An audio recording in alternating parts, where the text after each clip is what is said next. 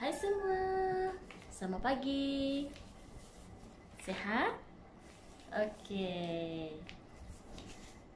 Pada hari ini cikgu akan bawa satu bungkusan hadiah. Nak tengok tak? Cantik tak bungkusan dia? Nak tahu tak apa benda dalam ni? Nak? Kejap kita buka ya. Buka. Buka perlahan-lahan. Apakah benda di dalam? Semua nak tahu? Sekejap, cikgu akan buka Apakah benda di dalam? Bungkusan yang cantik berwarna-warni.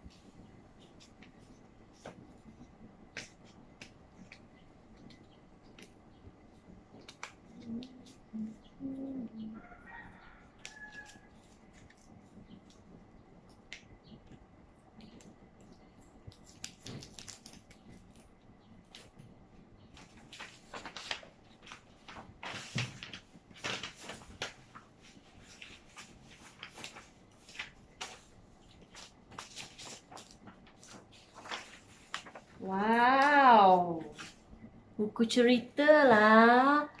Tadang! Pernah tak tengok? Apa yang ada di dalam gambar?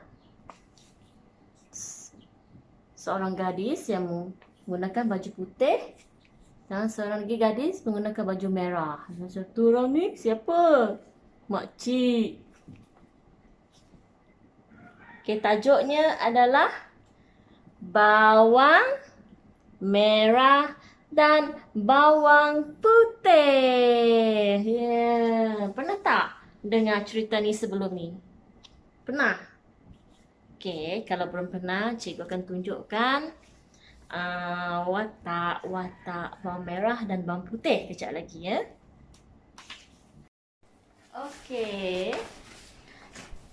Ceritanya macam mana Semua nak tahu siapa bawang merah, bawang putih? Kejap lagi cikgu akan baca dan akan buat demo. Siapakah bawang merah, bawang putih dan mak kundur? Tada! Buka surat pertama. Cikgu akan baca. Permulaan ceritanya macam ni. Sejak ketiadaan ayah dan ibu kandungnya, bawang putih tinggal bersama ibu tirinya, mak kundur dan adik tirinya bawang merah. Mereka sangat membenci bawang putih dan sering memarahi dan dipukul. Siapakah yang memarahi bawang merah dan ibunya? Makcik kundur memarahi bawang putih sejak ibu bapa bawang putih meninggal. Kejamnya. Apa yang suruh? Kalau bawang putih tak buat kerja, dia akan marah. Kalau bawang putih tak basuh pinggang pun dia marah. Wah, kejamnya makcik kundur dan ibu tirinya selepas ayah dan ibu kandung bawang putih meninggal.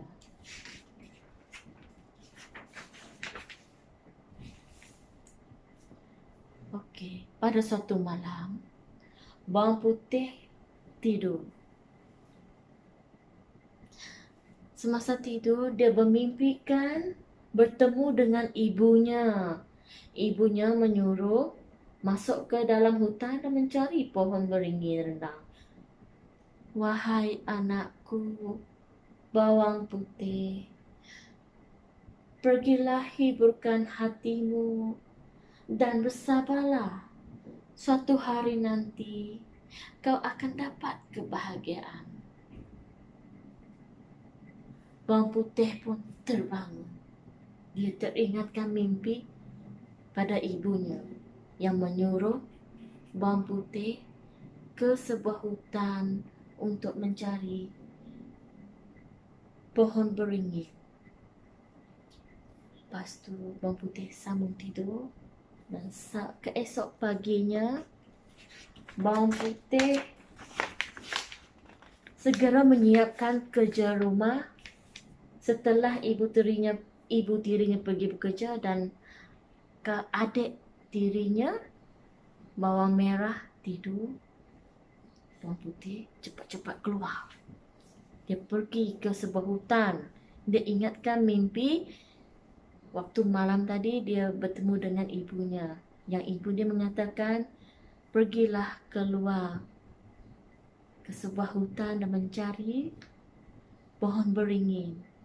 Di situlah bawang putih akan mendapat kebahagiaan, kesabaran, ketenangan. Lepas tu bawang putih berjalan, berjalan. Akhirnya, selepas masuk ke hutan dan mencari pohon beringin rendang, setelah mencoba cari sampai ke situ, terpandang satu buayan yang tergantung pada pohon beringin. Wow, dia nampak buayan bergantung pada pokok beringin. Lepas tu dia mendapati tempat tersebut seakan-akannya sebuah taman, tempat Puteri Kayangan turun ke bumi bermain. Betapa indahnya taman tersebut. Ada pokok, ada buayan. Memang ternyata-nyatanya mimpi bawang putih tersebut menjadi nyata. Lepas dia melihat, apalagi bawang putih pun duduk di atas buayan. Ketika dia duduk di atas buayan, tiba-tiba buayan tersebut berayun dengan sendiri. Lepas tu dia duduk, lepas tu berayun sendiri. Wow! Semakin hari dia duduk, semakin laju juga buayan tersebut. Dia dapat melihat bunga-bunga mengelilingi pokok beringin turut bergoyang. Wow! Nampak bunga-bunga lagi tu bergoyang. Buayan juga turut laju. Hatinya terasa terhibur. Bawang putih pun menyanyi.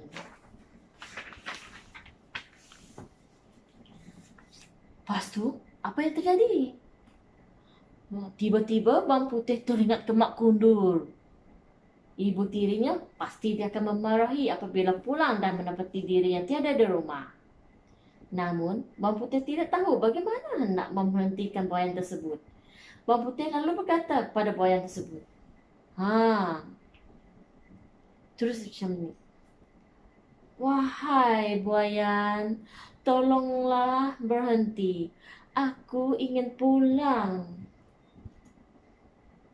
Pokok-pokok tersebut, tiba-tiba buayan tu berhenti. Bunga pun turut berhenti bergoyang.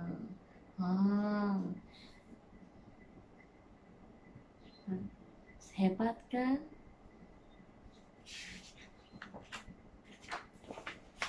Lepas tu dia balik ke rumah. Dia takut nanti ibu kundur akan memarahinya. Tetapi dia tak memberitahu.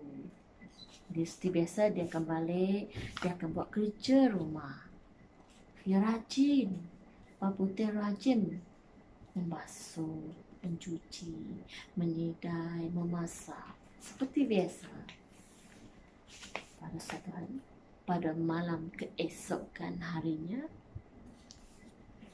bawang putih pun bermain buayan seperti biasa. Datang ke hutan tersebut. Tanpa disedari, seorang putera raja sedang memerhatikannya. Baginda tertarik melihat bagaimana buayan tersebut boleh berayun sendiri apabila bawang putih menaiki. Putera tersebut mengintai. Dia mengintai di celah pokok. Dia kagum melihat buayan tu semakin hari semakin laju yang diduduk oleh bawang putih. Lepas tu, putera tu buat apa? Ketika bawang putih nak pulang ke rumah, Baginda menyuruh pengiring Baginda untuk mengikutinya. Putera raja menyuruh pengiringnya mengintai bawang putih. Di manakah tempat tinggal bawang putih?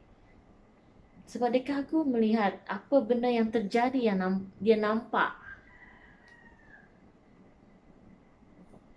Lepas tu, setelah mendapat tahu di mana bawang putih itu tinggal, Baginda pergi ke rumah tersebut. Tetapi apabila sampai di rumah,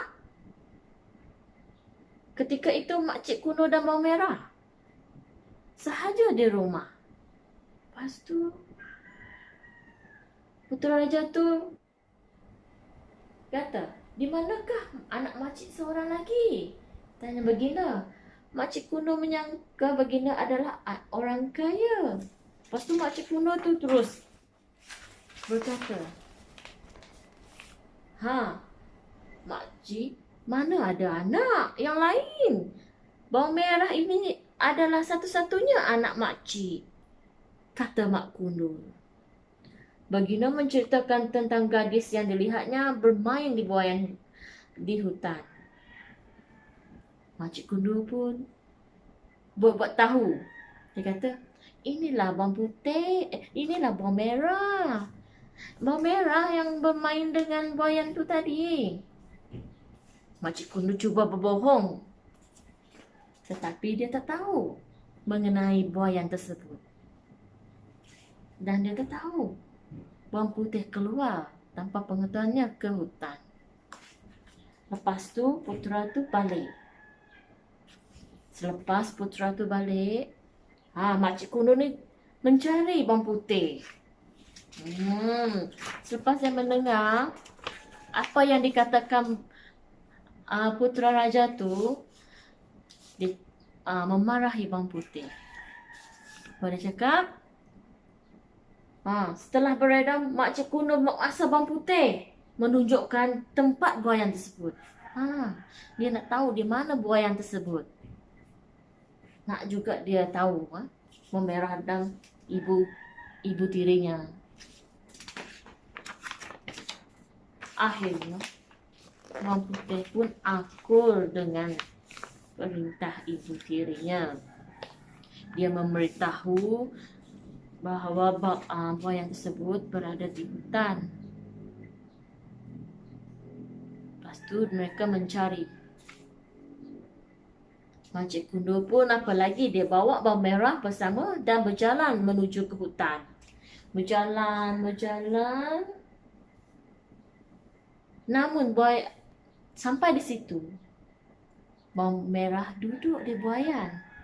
Tetapi apa yang terjadi? Buaian tersebut tidak berayun. Putera raja tersebut yang semalam tu mula mengintai lagi di sebalik pokok. Melihat buaian yang diduduki oleh bawang merah tidak berayun, dia mula berfikir, semalam gadis semalam dapat duduk di situ berayun. Apa yang terjadi? Sebaliknya, putera tersebut mengarahkan balik pengiringnya ke rumah mak kuno. Lepas pengiring putera tu sampai ke rumah mak kuno, mereka melihat bawang putih telah diikat tangan di dalam rumah. Betapa kejamnya mak kuno tu pada bawang putih. Selepas dia meminta bawang putih menunjukkan di mana buaian tersebut, dia mengikat pula bawang putih tu di dalam rumah. Wow, kejamnya. Lepas tu pengiring tersebut membuka ikatan. Maka mereka segera membawa gadis tersebut bertemu dengan Baginda. Sampai sahaja di taman tersebut, Makcik Kuno terkejut. Kenapa Bang Putih ada di sini? Makcik Kuno terkejut melihat kehadiran Putera Raja dengan Bawang Putih. Lepas tu, Putera Raja menyuruh Bawang Putih duduk di buaian tersebut. Apabila Bawang Putih berbuai dan menyanyi, buaian itu pun berayun laju.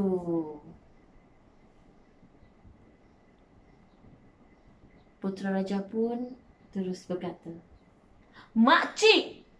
Makcik telah berbohong kepada beta, kata putera tu. Ketika itu barulah Mak Kundur tahu bahawa lelaki itu adalah putera raja.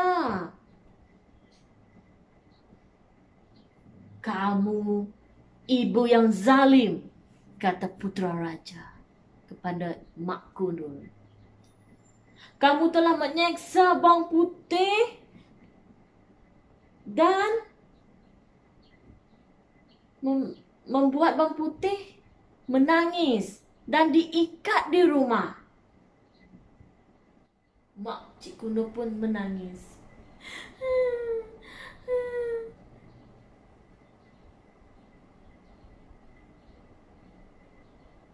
Maafkan saya. Makcik Kuno menangis dan meminta maaf. Bawang Merah pula meraung menangis lagi. Menangis dan menangis kerana mencerobohi Bawang Putih. Makcik Kuno dan Bawang Merah sangat menceburi Bawang Putih. Akhirnya, apa yang terjadi? Bawang Putih yang baik hati tersebut telah meminta Putera Raja untuk mengampuni Mak Kuno dan Bawang Putih. Mak Kuno dan Bawang Merah. Bawang Putih baik hati, walaupun mak tirinya dan adik tirinya Bawang Merah telah menyakitkan hatinya, telah memarahinya, tetapi Bawang Putih tetap meminta putera raja tersebut mengampuni kesalahan ibu tirinya dan Bawang Merah. Betapa baiknya Bawang Putih.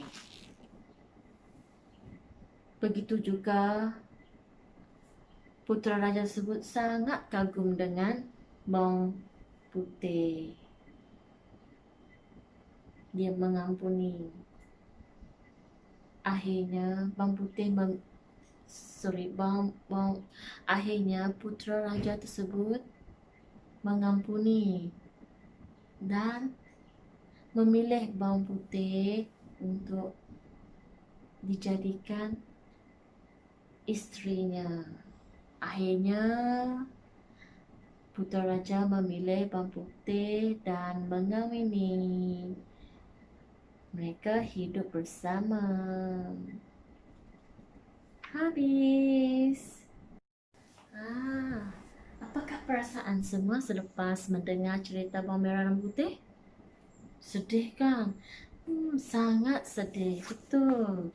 Sebab Bawang Putih sering dimarahi tanpa kesilapan yang besar. Tambah-tambahan lagi, Bawang Putih tidak mempunyai ibu bapa dan terpaksa tinggal dengan ibu tirinya. Sangat sedih.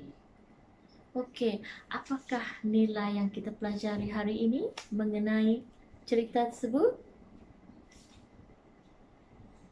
Okey. Pertama adalah nilai hemah tinggi, iaitu Bawang Putih dia sangat bersopan santun dan bertutur sopan. Yang kedua adalah kerajinan. Bawang Putih membuat kerja rumah. Dia suka menolong. Yang ketiga adalah kasih sayang. Walaupun yang dibenci oleh ibu tirinya dan adik tirinya, tapi dia tetap sayang kepada dua orang tersebut. Sebab dia meminta putera raja tersebut mengampuni sikap perbuatan ibu tirinya dan bawang merah. Tetap juga putera raja tersebut mengikuti apa permintaan bawang putih. Okey, selepas kita dah mendengar dan tahu nilai pada cerita tersebut, cikgu akan memberi satu tugasan.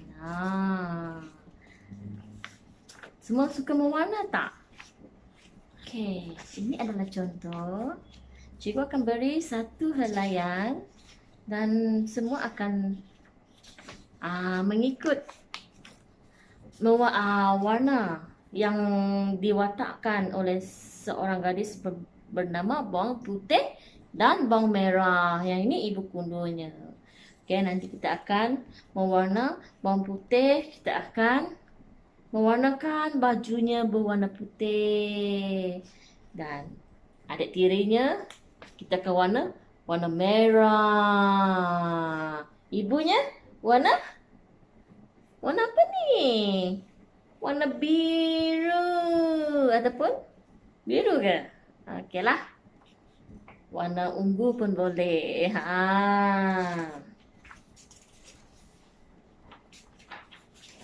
Okey, cikgu akan edarkan satu-satu kepada semua ya. Nanti kita akan cuba untuk mewarna. Okey.